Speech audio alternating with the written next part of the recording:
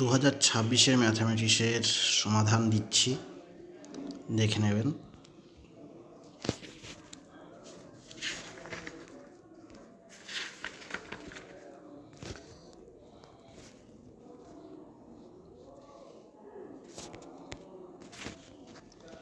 First question, যদি ভেক্টরের দুটো ভেক্টর দেওয়া আছে, সেই দুটো ভেক্টর যদি একতলীয় হয় তাহলে প্রমাণ করতে হবে সি স্কয়ার সমান এবি। দুটো ভেক্টর তিনটে ভেক্টর দেওয়া আছে, আলফা, বিটা আর গামা। আর তিনটে ভেক্টর একতলীয় হওয়ার শর্ত হচ্ছে তাদের স্কেলার টেবিল প্রোডাক্টটা 0 হবে, অর্থাৎ তাদের যে পজিশন পয়েন্টগুলো সেগুলো নিয়ে ডিটারমিনেন্টটা 0 হবে। তো প্রথমে আমরা ভেক্টর তিনটেকে তুলে তারপরে তার ডিটারমিনেন্টটা 0 করলাম এবং ডিটারমিনেন্টটাকে বিস্তৃতি করার পর আমাদের প্রমাণটা চলে এলো সি স্কয়ার সমান এবি। কোশ্চেনটা খুবই সোজা ছিল। এর সাথে অল্টারনেটিভ আরও একটা কোশ্চেন ছিল, যেখানে বলা হয়েছিল যে দুটো ভেক্টর আলফা এ এবং বি দিয়ে দেওয়া হয়েছে, এ প্লাস বি এর একক ভেক্টর নির্ণয় করতে হবে। তো প্রথমে আমরা এ বি ভেক্টর তুলে এ প্লাস বিটা নির্ণয় করে নিলাম সিম্পল যোগ করে। তারপর একক ভেক্টরের যে ফর্মুলা, ওই ভেক্টর বাই তার মড, তার মানে এ প্লাস বি এর একক ভেক্টর হবে a plus b by mod a plus b. সেই হিসেবে এটার উত্তরটা আসছে 1/7 6i minus 3j plus 2k। এই দুটোর মধ্যে যে কোনো একটা করতে হতো। তো দুটো কোশ্চেনই মোটামুটি সোজা ছিল। 2-এর দাগের কোশ্চেন, যেখানে বলেছে দুটো সরলরেখা দিয়ে দিয়েছে। প্রথম সরলরেখাটা তো একদম সাধারণভাবেই রয়েছে, যার ডিআরএস বা দিক অনুপাতটা হচ্ছে 3 - 2 ল্যামডা এবং 0। এবং দ্বিতীয় যে সরলরেখাটা দিয়েছে সেখানটায় এটা কিন্তু স্ট্যান্ডার্ড ফর্মে নেই, তাই আমাদের কোশ্চেনটা তুললাম। প্রথমে দ্বিতীয় সরলরেখাটা দেওয়া আছে x-1/1 2y + 3/3 ল্যামডা আর z + 5/2। এখানটায় স্ট্যান্ডার্ড ফর্মে আনার জন্য আমরা মাঝখানে যেখানে 2y আছে ওখানটায় 2 দিয়ে লব আর হরকে ভাগ করে দিতে হবে। তাহলে স্ট্যান্ডার্ড ফর্মটা এলো x-1/1 y + 3/2 বাই 3 ল্যামডা/2 ইকুয়াল টু z + 5/2। এই সরলরেখারও দিক অনুপাতগুলো হয়ে গেল, তাহলে 1 3 ল্যামডা/2 2। এবার সরলরেখা দুটো যেহেতু লম্ব, সুতরাং তাদের ডট গুণফলের যোগফলটা মানে এ ডট বি এটা হবে 0। তো এ ডট বি বা ডিআরএসগুলোর গুণফলের যোগফলটা হবে 0। L1 L2 plus M1 M2 plus N1 N2 সমান হবে 0। সেখান থেকে ল্যামডার ভ্যালু আমরা ক্যালকুলেট করে বের করলাম +-1। ঠিক আছে, এটার সাথে অর হিসেবে আর একটা ছিল, কিন্তু সেটা সিলেবাসের বাইরে ছিল। যারা অ্যাটেন্ড করবে তারা এই ফুল নাম্বারটা পেয়ে যাবে, এখানে 2 মার্কস। যেহেতু সমতল আগে সিলেবাসে ছিল কিন্তু বর্তমান সিলেবাসে নেই, তো যারা অ্যাটেন্ড করবে তারা নাম্বারটা পাবে। কিন্তু বেশিরভাগ ছেলে আননোন কোশ্চেন দেখে হয়তো এটাকে ছেড়ে দেওয়ারই চেষ্টা করবে। দেখো এখানটায় সমতলটা বলে দিয়েছে 2x + 2y - 2z + 1 = 0। এবং এই সমতলটিকে দুটি বিন্দু দিয়ে দিয়েছে, এদের সংযোগ রেখাংশ কী অনুপাতে বিভক্ত করে। তো আমি ধরে নেব যে সংযোগ রেখাংশটা m/n অনুপাতে বিভক্ত করে। তাহলে m/n অনুপাতে যদি বিন্দুটা তৈরি হয় তাহলে সেই বিন্দুটা কী হবে সেটা আমরা বের করে নিলাম। তো 3m + 2n/m + n এই ফর্মুলায়, মানে তোমরা যেন mx2 + nx1/m + n এরকমভাবে বাকিগুলোও করতে হবে। এবার বিন্দুটা যেহেতু ওই তলের উপরেই থাকবে, তাহলে তলটাকে কী করবে, সিদ্ধ করবে। এবং সিদ্ধ করার পর সেখান থেকে আমরা অর্থাৎ স্যাটিসফাই করে দেবে। স্যাটিসফাই করার পর আমরা সেখান থেকে m/n এর মানটা পেয়ে যাব, সেটা এলো 1:3। যেহেতু এখানটা প্লাস সাইন এসছে তাই এটা অন্তবিভক্ত হবে। মাইনাস সাইন আসলে তাতে বহির্বিভক্ত হতো, কিন্তু প্লাস সাইন আসার জন্য 1:3 অনুপাতে অন্তবিভক্ত করেছে হবে। তো এই দুটোর মধ্যে একটা করতে হতো, একটা সিলেবাসের বাইরে যেহেতু, আর একটাই তাহলে অ্যাটেন্ড করতে হবে। আর যারা সিলেবাসের বাইরেটা অ্যাটেন্ড করেছে তারা মার্কসটা পেয়ে যাবে। তো 3-এর এরপরে এ, সেখানে এই কোশ্চেনটা আমার মতে একটু টাফ ছিল। সেটা একটা ইন্টিগ্রেশন দিয়েছে, সেখান থেকে এ এবং বি এর ভ্যালুটা বের করতে হবে। তো ইন্টিগ্রেশনটা সোজাই। সেখানে এরকম ধরনের ইন্টিগ্রেশন সাধারণত করার সময় আমরা ওই sin x-কে 2 sin x/2 cos x/2 formula এবং 1কে cos² x/2 + sin² x/2 লিখে নিলাম। এবং এখান থেকে এটা ফর্মুলা চলে এলো cos x/2 plus sin x/2 এর হোল স্কয়ারে। তারপরে আমরা উপরে নিচে sec স্কোয়ার x/2 দিয়ে গুণ করলাম, করার পর নিচের যে অংশটা থাকছে 1 প্লাস tan x/2 তার হোল স্কয়ার, এখানটায় 1 প্লাস tan x/2টাকে জেড ধরে নিলাম। ধরে নিলে তার derivative half sec square x/2 dx সমান dz হবে। এবং এখান থেকে আমরা যখন ক্যালকুলেট করলাম তখন ইন্টিগ্রেশন করলে আমরা পাবো 2z⁻1 বাই -1 প্লাস c। এবং এখানে জেটের ভ্যালুটা পুট করলে -2 1/1 plus tan x/2 plus c। এবার এই -2 যেটা রয়েছে এটাকে আমাদের একটু কায়দা করে ফর্মুলায় নিয়ে আসতে হবে। কীরকম? তো মাইনাস রেখে দিয়ে উপরে লিখে নিলাম 1 plus tan x/2 plus 1 minus tan x/2।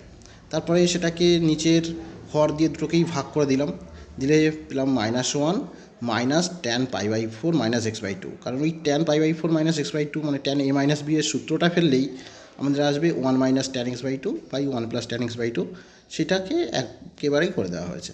Plus C তো হচ্ছে সমাকল ধ্রুবক, সেখান থেকে আমরা পেলাম এই মাইনাসটাকে আমি পরে পাঠিয়ে দিলাম। আর এই ট্যানের আগে যে মাইনাসটা আছে সেটাকে আমি যদি ট্যানের ভিতরে ঢুকিয়ে দিই তাহলে এটা হয়ে যাবে tan x/2 মাইনাস π/4। আর তারপরে থাকছে c-1, c-1টাকে আমরা সিরিয়াস ধরে নিলাম, সেটাও একটা ধ্রুবক। এবার তাহলে যেটা দেওয়া ছিল সেটার সাথে যদি আমরা কম্পেয়ার করি তখন দেখা যাবে এর মানটা আসছে -π/4 আর বি এর মানটা হচ্ছে যে কোনো ধ্রুবক। ওকে, একই অঙ্ক আমি আর এক রকমভাবে করে দেখিয়েছি, কেউ এইভাবে না করে এইভাবে করলে আর একটু তাড়াতাড়ি হতো। সেখানটায় উপরে নিচে 1 মাইনাস সাইন এক্স দিয়ে গুণ করে তারপরে দুটো পার্টে ভেঙে নিয়ে sec স্কয়ার এক্স একটা আসতো আর একটা sec x tan x আসতো, তাদের integration sec x minus tan x। এবং সেখানটায় লসাগু করে একই রকমভাবে 1টাকে আবার cos square x/2 plus sin square x/2 আর sin x এর ফর্মুলায় ফেললে তখন দেখা যাবে যে লাস্ট পর্যন্ত ওই tan a মাইনাস b সূত্র অর্থাৎ tan π/4 মাইনাস x/2 আসছে। এবং সেই মাইনাসটাকে ভিতরে ঢুকিয়ে দিলে একই রকমভাবে আমরা বলতে পারবো এর মানটা হবে -π/4 আর বি এর মানটা সি মানে সমাকল ধ্রুবক। তো এটা ছিল। এর সাথে যে অল্টারনেটিভটা ছিল সেটা কিন্তু সোজা ছিল, যেরকম ইন্টিগ্রেশন -1 থেকে 1 e⁻mod x dx। তো এখানটায় আমরা কি করব, এই মডটাকে ভাঙবো। ভাঙার জন্য আমরা দেখতে পাচ্ছি -1 থেকে 0 পর্যন্ত নিলে mod xটা -x হয়, আর 0 থেকে 1 এর মধ্যে mod xটা +x হয়। তাহলে ইন্টিগ্রেশনের আমি দুটো অংশে ভেঙে নিলাম। তো এই যে e⁻x -1 থেকে 0 লিমিটে আর একটা 0 থেকে 1 লিমিটে e⁻x দুজনের ইন্টিগ্রেশন করে দিলাম। এবং এখানটায় ভ্যালুগুলো পুট করলে লাস্ট পর্যন্ত উত্তর আসবে 2e−1।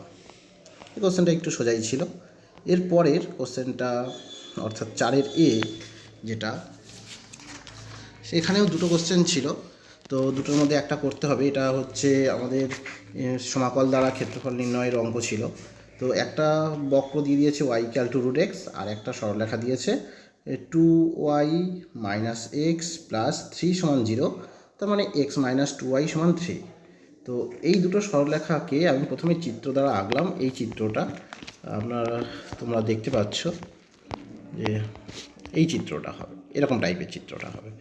তো এখান থেকে আমরা প্রথমে এদের ছেদবিন্দু বের করানোর জন্য সমাধান করলাম। ওয়াইয়ের মানটা পেলাম, এক্সের মানটা 3 আর -1 পেলাম, আর ওয়াইয়ের মানটা আর এক্সের মানটা ওখান থেকে আমি 1 নম্বরে পুট করলে পেয়ে যাব 9,1। তাহলে এক্সের দিকে যেহেতু আমি ক্ষেত্রফলটা নির্ণয় করছি এক্স অক্ষ বরাবর, তাহলে এই অংশটা প্রথমে দেখো হচ্ছে 0 চিহ্নিত অংশটার ক্ষেত্রফল কীভাবে বের করবো। প্রথমে আমরা ওই যে একটা অধিবৃত্তের অর্ধাংশ দেওয়া আছে সেইটার ক্ষেত্রফল বের করব। সেখান থেকে ওই ত্রিভুজ যেটা তৈরি হয়েছে ওই ত্রিভুজের ক্ষেত্রফলটা বাদ দিতে হবে। তা অধিবৃত্তের ক্ষেত্রফলটা 0 থেকে 9 পর্যন্ত এক্স অক্ষ বরাবর, সেখানটায় ওয়াই ডিএক্স যখন ওয়াই =√x, যেটা 1 নম্বর থেকে আমরা পাচ্ছি। আর তারপরে 1 থেকে 9 আমাদের বাদ দিতে হবে, যেহেতু ওদের ছেদবিন্দু 1 আছে, 1 থেকে 9 পর্যন্ত ত্রিভুজটা ক্ষেত্রফলটা বাদ দিতে হবে এবং সেটা সরলরেখা দ্বারা পাচ্ছি। সেই প্রথমে 1 নম্বর থেকে আমরা ওয়াইয়ের ভ্যালুটা বসিয়ে দিলাম, আর 2 নম্বর থেকে আমরা ওয়াইয়ের ভ্যালুটা তারপরে বসালাম দ্বিতীয় সমাকলটাতে। এবং সেখান থেকে ইন্টিগ্রেশন করার পর আমাদের শেষ পর্যন্ত উত্তর আসছে 10 বর্গ একক। তো এটা ছিল 4-এর 1-এরটা। বিয়েরটা আর একটু সোজা ছিল, সেটা বলেছিল y = sin² x।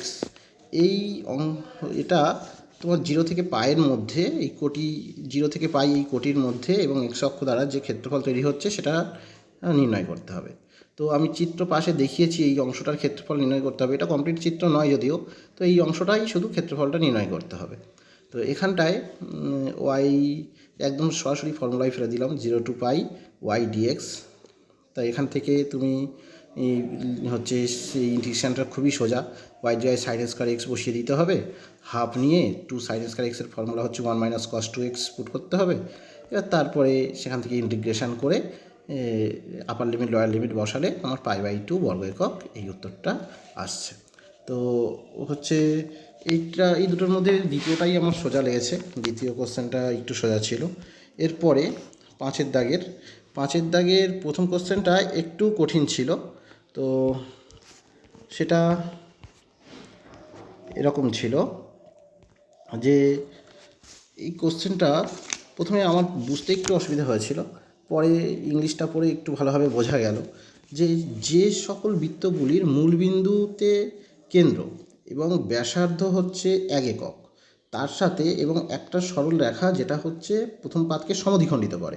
তাহলে দেখো 1 একক ব্যাসার্ধ বিশিষ্ট যে সমস্ত বৃত্ত যা কেন্দ্র মূলবিন্দুতে সেটা হয় x² + y² = 1, আর যে সকল সরলরেখা প্রথম পাতকে সমদ্বিখণ্ডিত করে সেটা হচ্ছে y = x বা x = y, সেখান থেকে আমরা পাচ্ছি x - y = 0। এবার এই দুটো ছেদবিন্দুগামী বৃত্তের অবকল সমীকরণ বের করতে হবে। তাহলে এই দুটো বক্রের ছেদবিন্দুগামী বৃত্তের সমীকরণের অবকল সমীকরণ বের করতে হবে। তাহলে এই দুটো যে বৃত্ত একটা বৃত্ত আর একটা সরলরেখা দিয়েছে, এদের ছেদবিন্দু নেওয়ার জন্য বা ছেদবিন্দুগামী বৃত্তের সমীকরণ নেওয়ার জন্য আমরা ইউজ করলাম s1 + λ * s2 = 0। অর্থাৎ প্রথম যে বৃত্তটা দেওয়া আছে x² + y² -1 করে নিলাম, তারপরে সরলরেখাটা x - y = 0 সেটাকে s2 ভেবে নিয়ে, তাহলে x² + y² -1 + λ * x - y = 0। এবার আমরা একে যখন x এর সাপেক্ষে অবকল করব তখন ল্যামডার ভ্যালুটা পেয়ে যাব, আর ল্যামডার ভ্যালুটা আমরা 3 নম্বরে বসালে যেটা আসবে সেটাই হচ্ছে নির্ণেয় অবকল সমীকরণ। এর চেয়ে দ্বিতীয় কোশ্চেনটা অনেকটাই সোজা ছিল, সেখানেই বলেছে সমাধান করতে হবে dy dx সমান এটা দিয়ে দিয়েছে। তো এখান থেকে আমরা এক্সের পার্ট আর ওয়াইয়ের পার্টটাকে আলাদা করতে পারছি। তো ওয়াইয়ের পার্টটাকে ইন্টিগ্রেশন করে দিলাম, আর এক পাশে এক্সের পার্টটাকে ইন্টিগ্রেশন করে দিলেই আমাদের সিম্পল উত্তরটা চলে আসবে। তারপরে 6-1 এখানেও দুটো কোশ্চেন দিয়েছে, তার মধ্যে একটা করতে হবে। প্রথম কোশ্চেনটা সোজাই ছিল, একটু পরে যাচ্ছি। প্রথম প্রশ্নের উত্তর এরকম যে বিন্দুগুলো প্রথমে তোমাকে বসিয়ে দেখতে হবে যে কোনটা ম্যাক্সিমাম হচ্ছে, তোমার সর্বাধিক মানটা বের করতে হবে। তো বিষয়ের তো অপেক্ষক দিয়ে দিয়েছে, বিন্দুগুলোও দিয়ে দিয়েছে, আমরা বসিয়ে দেখলাম 2-3 বিন্দুতে জেটের সর্বাধিক মান পাওয়া যাচ্ছে। তো কোশ্চেনটা সোজাই ছিল। আর দ্বিতীয়টায় একটা কোশ্চেন দিয়েছে যেখানে বলেছে একজন আসবাবপত্রের ডিলার মাত্র দুটো আইটেম টেবিল ও চেয়ারের ব্যবসা করে, তার কাছে বিনিয়োগের জন্য 5,000 টাকা আছে এবং সর্বাধিক 60টি আসবাবপত্র রাখার জন্য স্থান আছে। প্রতিটি টেবিল ও চেয়ারের পিছু তার খরচ যথাক্রমে 250 টাকা এবং 60 টাকা। রৈখিক প্রোগ্রামবিধির সমস্যাটির শর্তগুলি গাণিতিকভাবে প্রকাশ করো। তো আমরা এখানটায় এক্সটা চেয়ার ধরলাম আর ওয়াইটা টেবিল নিয়ে নিলাম, তো দুটোই > 0 হবে। এবার যেহেতু সর্বাধিক 60টি আসবাবপত্র রাখার জায়গা আছে, তাহলে x + y অবশ্যই <= 60 হবে, কারণ 60-এর চেয়ে তো বেশি হতে পারে না।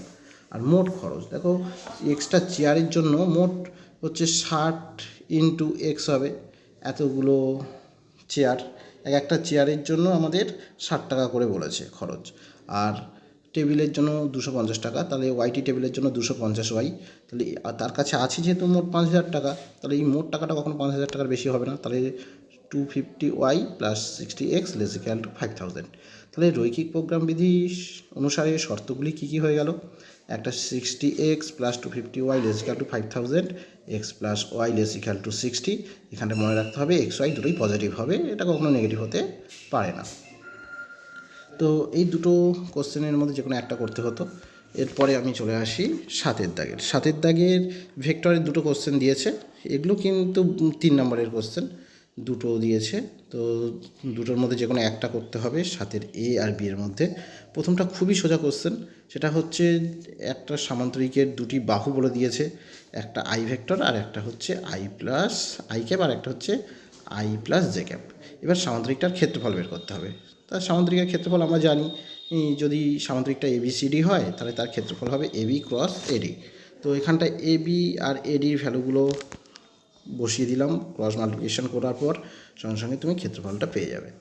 এরপরে সেকেন্ডটা একটু কঠিন ছিল, ও সেটা কি 3টে একক ভেক্টর এবিসি বলে দিয়েছে এবং তোমাকে প্রমাণ করতে হবে, এই প্রমাণটা করতে হবে, এ মাইনাস বি এর whole square, a vector minus b vector মডের whole square plus b vector minus c vector মডের whole square plus c vector minus a vector মডের whole square less equal to 9।